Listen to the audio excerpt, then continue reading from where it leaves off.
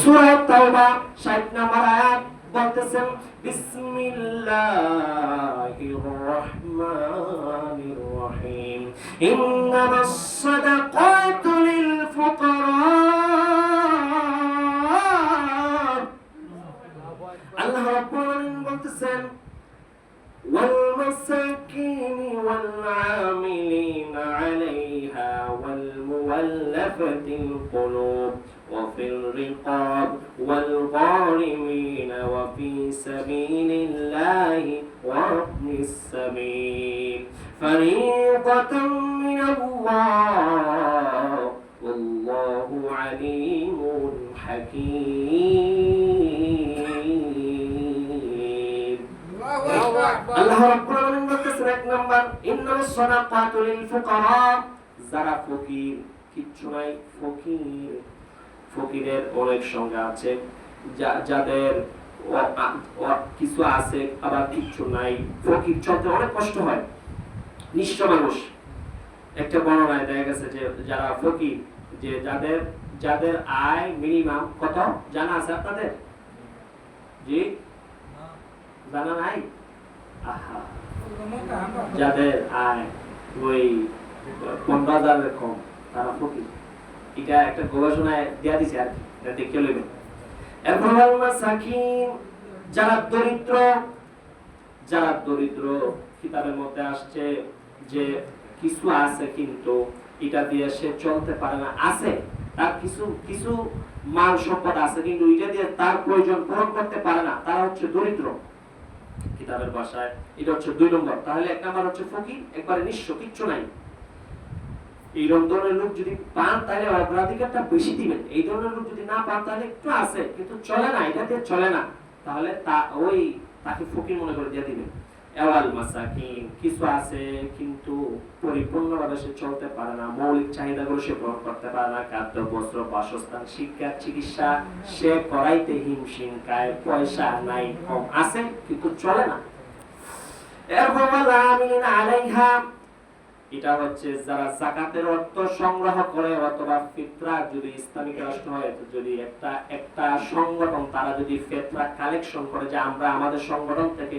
ফিতরা কালেকশন করব এক জায়গায় জমা করে আমরা এলাকার মধ্যে দেখব কারা গরিব আছে ওই তাদেরকে দিব তারা যারা এই টাকাটা উঠাইবো তাদের তো সময় ব্যয় হবে না তাদের নিজের কাজ ফেলে দিয়ে তারা এই কাজটা করবে তাহলে তাদেরকে একটি অংশ ফিতরা থেকে দেওয়া যাবে যাকাত থেকে দেওয়া যাবে এরপরে মুআল্লাফাতুল কুলুব কোন মুসলিমদেরকে যাকাত থেকে দেওয়া যাবে তবে মুফাসসিরিনে কেরাম বলতেছেন মুসলিমদের থেকে বেশি মুসলমানদেরকে দেওয়া বেশি কর্তব্য কারণ মুসলমানের অভাব নাই আর মুসলমানের দরকার নাই কি কর নতুন মুসলমান আর ধরে না যেটা আছে এইগুলো খাইয়া বেরা বাচ্চা লোক কি কর ঠিক নেই যারা অভাবগ্রস্ত মুসলমান আছে যারা নামাজ পড়ার কথা বললে বলে আমার ক্ষেতের মধ্যে বেগুন আছে যদি না উঠাই তাহলে বাদ হবে না যদি আমার ক্ষেতের মধ্যে ফসল আছে এগুলো যদি আমি না করি তাহলে আমার অসুবিধা হবে আমার চলতে পড়তে কষ্ট হবে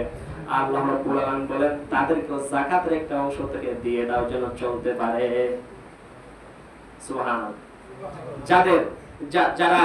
যারা ওই আমল করতে পারে না নামাজ রোজা এগুলোর কথা বললেই শুধু বলে আমার কাম আছে আমি অভাবগ্রস্ত এগুলো না করলে চলুন কেমনে ওয়াজটি বুঝতাছেন যারা নামাজ রোজার কথা বললেই বলে আমার কাম আছে কাজ না করলে আমি খামু কি একেবারে অভাবী তাহলে ওই ধরনের লোকদেরকে পয়সা দিবেন যে চিটিং বাস মুসল্লি একদিন নামাজ পড়ো 3 দিন আসো না 5 ওয়াক্ত নামাজ পড়বা ধরো 5,000 টাকা নিয়ে যাও আমি যাকাত দিয়া মনে নিয়ত করবেন আমি যাকাত দিয়া দিলাম ফিতরা থেকে একটি অংশ দিলাম তুমি আমল করো নামাজ পড়ো রোজা রাখো দাড়ি রাখো তোমার যা লাগে আমি আমার ওই ফান্ড থেকে দেব এটা হচ্ছে দেওয়া যায় ওয়াফির রিকাব আল্লাহ রাব্বুল আলামিন বলতেছেন অনেক মানুষ অন্যায়ভাবে জুলুমের শিকার হয়ে জেলের মধ্যে আটকা পড়ছে মিথ্যা মামলা কোনো অসুবিধা নাই খুদাই পাঞ্জাবি টুপি পরছে নবীর পক্ষে একটু বলছে ইসলামী আন্দোলন নিয়ে বলছে কয়েতে তো জঙ্গি তরস না করে তা মামলা দিয়ে ডুবাই দিয়েছে সদস্যের ভিতরে কেউ নাই বাজারে পয়সা নাই সারা বছর ইমামতি করছে পাইবো করতে ইমামতি করার কারণে পয়সা নাই, মামলা খেলতে তো লক্ষ লক্ষ টাকা লাগে। অনেক মানুষ আছে নিরপরাধ, কোনো অপরাধ নাই, কিন্তু খামাখা একটা পেচপুচ লাগাইয়া তারা মিথ্যা মামলা দেয়া জেলের মধ্যে দিছে, আছে না নাই? ওই ধরনের লোকদেরকে যদি আপনি খুঁজে খুঁজে বের করে যাকাতের অংশ থেকে যদি তাদের পিছনে আপনি খরচ করতে পারেন, তাহলে আল্লাহ রাব্বুল আলামিন আপনার যাকাত আর ফিতরা কবুল করে নেবে। গুরুত্বপূর্ণ বাস, এগুলো আমি নোট করে নিয়ে আসছি। এরপর হচ্ছে 6 নম্বরে ওয়াল গারিমিন, ঋণগ্রস্ত ব্যক্তি তার মৌলিক প্রয়োজন পূরণের জন্য সে ঋণগ্রস্ত হয়ে গেছে, খাদ্য, বস্ত্র, বাসস্থান, চিকিৎসা, এই বিবাহের খরচ চালাইতে গিয়ে সে ঋণ করে ফেলছে। কি করব? ঋণ করে ফেলছে, বাধ্য হয়ে করছে আর কি। বিল্ডিং বানানোর জন্য না, কোন রকম একটা ঘর টাকার জন্য বানাইবার জন্য একটু ঋণ করে ফেলছে, এরকম মানুষ নাই? আপনাদের সমাধান নাও থাকতে পারে, আর পয়সা আলা এইসব আলাদা। এবার আবার বাজার সদাই করতে গিয়া, বাজার সদাই ঠিকভাবে খাওয়ানোর খরচ চালাইতে গিয়া ঋণের মধ্যে পড়ে গেছে, মৌলিক চাহিদা পূরণ করতে না পারার কারণে বাধ্য হয়ে সে ঋণ করে ফেলছে। এবার তারে যদি আপনি যাকাতের অংশ থেকে একটা অংশ দেন অথবা ফিতরার অংশ থেকে একটা অংশ দেন, আল্লাহ রাব্বুল আলামিন আপনাকে দুনিয়া ও আখিরাতে যাজা দান করে দিবে। তাহলে জায়গা পাইতেছেন, কোন কোন জায়গা দিতে হবে? যাকাতের টাকা, ফিতরার টাকা পাইতেছেন? এরপর আল্লাহ রাব্বুল আলামিন বলতেছেন ওয়া ফি সাবিলিল্লাহ, আল্লাহ রাব্বুল আলামিন বলতেছেন যারা আল্লাহর রাস্তায় জিহাদ করে, আল্লাহ রাব্বুল আলামিনের কথা বলে, রাসূলের কথা বলে, অন্য কোনো ব্যবসা নাই, অন্য কোনো বাণিজ্য নাই, অন্য কোনো কাজ কাম করে না, কারণ সব সময় কোরআনের পক্ষে থাকার কারণে, কোরআনের সাথে থাকার কারণে সে অন্য কোনো আর্থিক কোনো তার আয়ের উৎস নাই, আল্লাহর রাস্তায় থাকার কারণে অন্য কোনো আয়ের রাস্তা নাই। আল্লাহ রাব্বুল আলামিন বলেন তাকেও তোমরা চাইলে যাকাতের একটা অংশ দিতে পারবা। এজন্য অনেকে বলে মাদ্রাসায় যে গরিব এতিম মিসকিন আছে, তারা তো তাদের অনেক অনেক দরিদ্র পরিবারের সন্তান, তাদের কি তোমরা যাকাতে একটি অংশ দেও, তারা একটু অগ্রাধিকার, ঠিক কিনা? কারণ এই কোরআনের শিক্ষা যদি বন্ধ হয়ে যায়, আপনি এই শক্তি পদাগুলো পাবেন না। আপনার হকটা এই অনেক সময় মুরব্বীরা বলবে না, কারণ বললে দেওয়া লাগবে, এই জন্য সে বলে না, ঘুরায় ভাষায় অন্যদিকে জায়গা আছে কিনা? গরিবের হক, মানুষের হক, ধনী দরিদ্র সকলের হক যারা বলে তারাই হচ্ছে কোরআনের খাদেম। আওয়াজ করে বলুন আল্লাহু আকবার। যারা ধনীর হক সম্পর্কে বলে, গরিবীর পাওয়া সম্পর্কে বলে, দেশের হক সম্পর্কে বলে, দশের হক সম্পর্কে বলে, তারা হচ্ছে কোরআনের শিক্ষার্থী, কোরআনের শিক্ষক, হাদিসের শিক্ষক, হাদিসের পক্ষে যারা কথা বলে, হাদিস যারা আমল করে, তারাই তারা। শেষ। এরপরে হচ্ছে 8 নম্বরে ওয়াবনাস সাবিল, মুসাফির অবস্থায় বিপদে পড়ে গেলে, যারা ভ্রমণে বের হয়ে গেছে অনেক 48 মাইল দূর অথবা তার চেয়ে বেশি, যারা অনেক দূরে যায়, যাওয়ার পরে অনেক সময় দেখা যায় যে সুরায় টাকা পয়সা নিয়ে গেছে অথবা পকেট মেরে দিছে, এরকম হয় না? আপনাদের এই এখানে যারা আছেন জীবনে পকেট মারের পান্তে করছেন? আচ্ছা, ডাকাতির সম্মুখীন হইছেন? আহা, এই অবস্থা যদি আপনি কোথাও যান আর যদি এই অবস্থার সম্মুখীন হন, আপনার তো পয়সা নাই, যা ছিল নিয়ে গেছে, তখন আপনি কি করবেন? আপনি একটু সম্মানিত মানুষ, সম্ভ্রান্ত মানুষ, আপনার বাড়িতে পয়সা আছে কিন্তু সাথে নাই। আল্লাহ রাব্বুল আলামিন বলেন এই ধরনের লোক যদি তোমাদের চোখে পড়ে, আর তুমি যদি যাকাত দানকারী হও, তুমি যদি যাকাত দেওয়ালা হও, তাহলে তোমার যাকাতের অংশ থেকে তাকেও একটা অংশ তুমি দিয়ে দাও। টাকাটা আপনার অন্য এলাকাতে একটা লোক আইছে, তো ঢাকা থেকে, চিটাং থেকে অথবা সিলেট থেকে, যে কোনো এলাকা থেকে দূরতে একটা লোক আইসা আপনার এলাকায় বিপদে পড়ে গেছে, পয়সা নাই, ছিল ডাকাতে নিয়ে গেছে অথবা চোরাই নিয়ে গেছে, হারাই লাইছে, এখন তার সাথে টাকা নাই, আপনার এলাকায় আপনার সামনে আপনি দেখতেছেন, বুঝতেছেন, তখন আপনি চাইলে তাকে দিতে পারেন। আপনার সামনে আছে তো দিতে পারবেন। যদি মিছা কথা, আমি সেটা বলছিলাম না, আমাদের বাড়িটা কই হবিগঞ্জ, আমরা হবিগঞ্জটা একটু দেয়া দিল, মানে এই সিস্টেমে টাকাটা দিল 5000 টাকা, 5000 টাকা উঠতে গেলে 100 টাকা লাগে না, ওই 100 টাকা তোর লগে দিতে দিব, তাই লিখে টাকা আদায় করব। এত বড় মুক্তি কেন বাবা? আল্লাহু আকবার। কি হলো, আমি কারে বাস করি, সব দিকে মুক্তি। আল্লাহু আকবার, আল্লাহু আকবার। বিচার করলে আমি ফারিয়াদাতাম মিনাল্লাহ আল্লাহু আলিমুল হাকিম। আল্লাহ রাব্বুল আলামিন বলতেছেন এটা হচ্ছে আল্লাহর বিধান, আল্লাহ হচ্ছেন প্রজ্ঞাময়। আল্লাহ এই যে আল্লাহর একটা বিধান, এই বিধানের মধ্যে আপনি যদি এবার চিন্তা করেন, আপনার পয়সা আছে, কোনো চিন্তা নাই, রাইতে সুন্দর ঘুমাইতে পারেন, কোনো টেনশন নাই, আর্থিক টানাপোড়েন নাই। আপনারা যদি আল্লাহ গরিব থেকে ফকির বানাইতে বেশি সময় লাগবে? একটা রোগ যদি দেয়া দেয়, আপনার সারা সম্পত্তি বিক্রি করে অন্য সময় তার রোগের পয়সা হয় না, ওষুধের পয়সা হয় না, এরকম আছে কিনা? আল্লাহ আজকে আপনারা ভালো অবস্থানে রাখছে। বিশ্বাস করুন, আপনি যদি কোনোদিন বিপদে পড়েন, ওই অবস্থায় পড়েন, ডাকাতের পাল্লায়, চোরের পাল্লায় বিপদ অবস্থায় পড়ে গেছেন, আপনি যদি যাকাত পান, ওই অর্থ থেকে যদি আপনি ওই সময় সহযোগিতা পান, আপনার মনটা খুশিতে আত্মহারা হয়ে যাবে কিনা? ওই ধরনের লোক যদি সমাজে থাকে, এলাকা থাকে, দেশে থাকে, আপনি বিপদে পড়লেও 1 সেকেন্ডও লাগবে না উদ্ধার হইতে। আপনি যদি ওই অবস্থায় যাকাত গ্রহণ করার মতো যদি আল্লাহ আপনারে কোন সময় ফালায়, তখন আপনি দেখবেন হায় হায়, যদি যাকাত কেউ না দেয়, আমি তো নিঃস্ব, আমি তো কোথায় যাব, কার কাছে যাব? কোনো সময় অনেক ভদ্র মানুষ আছে, পোশাক আশাকে ভালো, কারো কাছে কোনো চায় না, কারো কাছে কোনো বলে না, কিন্তু ভিতরে ভিতরে অভাবগ্রস্ত। এই মানুষগুলোকে এই দেখে দেখে আল্লাহ বলা বলছে যাকাত দেওয়ার জন্য। আল্লাহ যদি কোনো সময় না করে, আপনার যদি অবস্থায় ফালায়, আপনি চাইতেও পারতেছেন না, তখন কষ্টটা কি বেশি হবে না কম হবে? আল্লাহ বুঝার তৌফিক দান করুন। যাকাত যারা দেয় না, তাদের সম্পদ পবিত্র হয় না, কথা 100 আল্লাহ বলে দিয়েছে। যাকাত দিলে পরে সম্পদ পবিত্র হয়। একটি অর্থনৈতিক ভারসাম্য গরিব এবং ধনীর মধ্যে তৈরি হয়। ধনী এবং গরিবদের মধ্যে একটি মিল বন্ধন, মহব্বতের সৃষ্টি হয়। যাকাত হচ্ছে গরিবদের পাওনা, এটা আপনার অনুগ্রহ না, যা আপনার অনুগ্রহ দয়া করে দিলেন না, এটা পরে।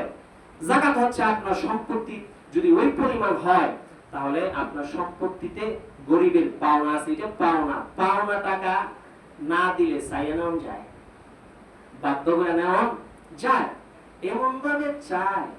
অনেক সময় অনেক মসজিদের ইমাম সাহেবের জন্য ভিক্ষা দিতেছে, আসলে কি ভিক্ষা? আওয়াজ করে বলেন না, কথা সত্য কিনা? অনুগ্রহ করে আপনার ইমাম চলে না, অনুগ্রহ চাচ্ছে না, আপনি যেটা পাও না সেটা হক আদায় করুন। এমন ভাবে চাবেন কেন? এই চাওয়াটা আপনার পরিত্যাগ করতে হবে, চাওয়ার ভাষাও ভিন্ন করতে হবে।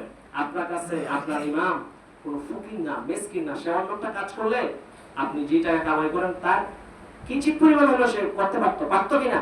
তারও তো আল্লাহ হাত পা দিছে কিনা? তারও তো সে চাইলে অনেক কাজ করতে পারে, কিন্তু করে না। সে কোরআনের মহব্বতে, কোরআনের পক্ষে থাকে, তার মানে এই না সে আপনার কাছে অনুগ্রহ চাইতেছে, কোনো দয়া চায় না, পাওনা হিসাব বুঝাইয়া দেন। কথা কি বুঝতে পেরেছেন? আসুন, অনেকে এই বিষয়টা বোঝে না, অনেকে এই বিষয়টা না বোঝার কারণে বলে কে দিবেন কিনা। আরে বাবা, এটা কি? আপনি চিন্তা করে দেখুন, অনেক মসজিদে, অনেক এলাকাতে আমি এরকম দেখেছি যে তারা ইমাম সাহেবদেরকে এমন হাদিয়া দেয়, আবার একটা হুন্ডাও কিনা দেয়। আল্লাহু আকবার, একটা হুন্ডাও দেয়, আবার বলে হুজুর দিতে পারলাম না। বাস্তবতা বলছি, আপনারা ফেসবুক, ইউটিউবে অনেক খবর পাইবেন, 16 আনা দেওয়ার পরে, লক্ষ লক্ষ টাকা দেওয়ার পরে,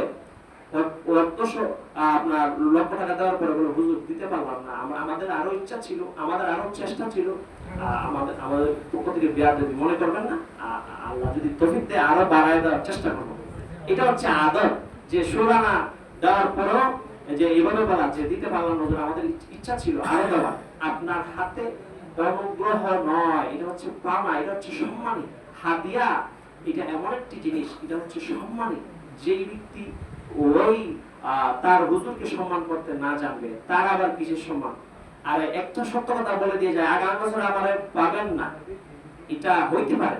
তবে একটি সত্য কথা হচ্ছে যে কোন গোলামের পিছনে কোন মুসল্লির নামাজ হবে না। যে আপনার কথা শুনে, আপনার কথা উঠবে বসবে, আপনার কথা শুনবে, সে আপনার গোলাম।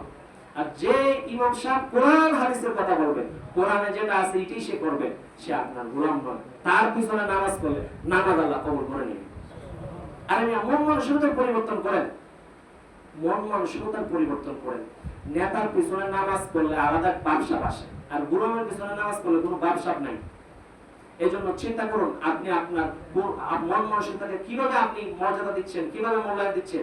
নেতার পিছনে নামাজ পড়বেন না গোলামের পিছনে পড়বেন?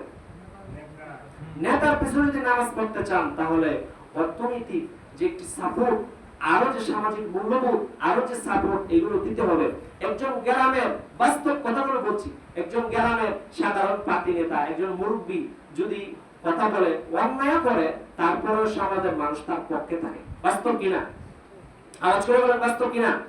একজন স্থানীয় নেতা অথবা মুরব্বী অন্যায় করলেও মানুষ সমাজের পক্ষে, তার পক্ষে থাকে। একজন চেয়ারম্যান, একজন মন্ত্রী, একজন মেম্বার, একজন এমপি যদি কথা বলে, অন্যায় করে, তারপরে তার পক্ষে থাকে, কোনো কথাই নেই, কোনো কথা নাই, অন্যায় করলে তার পক্ষে থাকে, ঠিক কিনা? কিন্তু একজন ইমাম সাহেব সত্য কথা বললেও, কোরআন হাদিসের কথা বললেও অনেক সময় সে সাপোর্ট পায় না। বাস্তব আছে কিনা? এই যে সাপোর্টটা আপনি দিচ্ছেন না, আপনি নিজের কপালে নিজে গোড়াল মারতেছেন। আজকে সত্য কথা যারা বলে তাদেরকে চুটি চেপে ধরছেন, গলা চেপে ধরতেছেন, তাদেরকে বাধা দিচ্ছেন, এটা করবেন না, হিটা করবেন না, নিজের কপাল আপনি নিজে পোড়াই দিচ্ছেন। আসুন সৎ যারা আছে তাদের পক্ষে থাকুন, যতক্ষণ সৎ আছে ততক্ষণই থাকুন। যদি অসৎ হয়ে যায় তখন না হয় আপনি পিছিয়ে চলে যাবেন।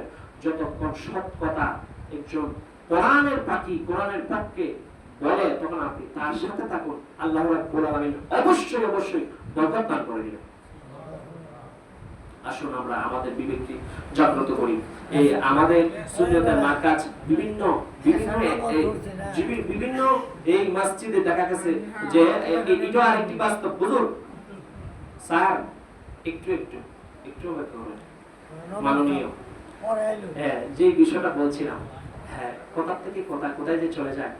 এই অনেক জায়গায় দেখা যায় যে এরকম ঘটনা করছে যে যখন তারাবির ব্যাপারটা চলে আসে সামনে, তখন তারাবির জন্য যারা কমিটি আছে তারা অনেক সময় চেষ্টা করার ক্ষেত্রে অনেক সময় অনেক পয়সাওয়ালারা বলেন যে হুজুর আমি অনেক এই হাদিয়াটা দিব। হাদিয়া তুলতে দেখা যায় যে লক্ষ টাকা ছাড়িয়ে গেছে অথবা লক্ষ টাকা হয়ে গেছে। তখন তারা কি করে, পরবর্তীতে মিটিং করে। কি মিটিং? সব টাকা হুজুরের দেওয়া যাবে না, হুজুর এত টাকা করবো কি? আছে কিনা? বাস্তব এত টাকা করবো কি? এর প্রশ্নের উত্তর হচ্ছে আপনি যা করেন হুজুরের তাই করবো। হুজুরের ইচ্ছা আছে হজ করা, হুজুরের ইচ্ছা আছে মক্কা মদিনা জিয়ারত করা, হুজুরের ইচ্ছা আছে 4টা বিয়া করা, হুজুরের ইচ্ছা আছে যাকাত দেওয়া। এই আমার যদি টাকা না থাকে আমি এগুলো পারবো? আপনার মনে চায়, হুজুরের মনে চায় না? এই যে অর্থনৈতিক একটা সাপোর্ট আপনি যদি হুজুরের দিতে না পারেন, তাহলে হুজুর নেতা হইব কেমনে? অর্থনৈতিক যদি ঘাটতি থাকে, তার পিছুটান থাকে তার, তাহলে কোরআনের পক্ষে শক্ত হয়ে মজবুত হয়ে কোনো আলেম কথা বলতে পারবে না। এজন্য আসুন সৎ লোকের পক্ষে থাকুন।